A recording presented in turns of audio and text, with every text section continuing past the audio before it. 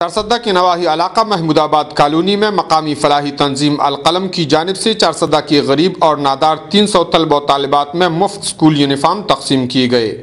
اس موقع پر مہمان خصوصی سکندر خان کے علاوہ فلاحی تنظیم کے بانی ڈاکٹر احسان اللہ، سوشل ورکر رضیہ سلطان، فیلڈ ورکرز اور کثیر تعداد میں سکول کے طلبہ و طالبات بھی موجود تھے۔ تقریب سے خطاب کرتے ہوئے ڈاکٹر احسان اللہ نے کہا کہ فلاحی تنظیم کا مقصد عوام میں تعلیم اور روزگار عام کرنا ہے اور اس مقصد کے حصول کے لیے ہمارے فیلڈ ورکرز علاقے میں غریب طالب علموں اور بے روزگار لوگوں کو رجسٹرڈ کرتے ہیں، جس کے بعد ہماری تنظیم ان رجسٹرڈ لوگوں کے لیے مستقبل کی منصوبہ بندی کرتے ہیں اور ان کو تعلیم اور روزگار مہیا کرتے ہیں۔ انہوں نے نادار طالب علموں کو تعلیم فراہم کرنے میں مخیر حضرات سے مدد کی اپیل کی۔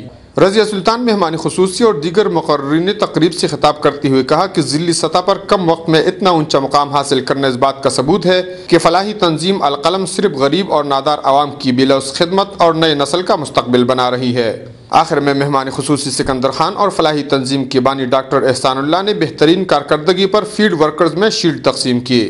کفایت اللہ، اے نیوز، چارسدہ۔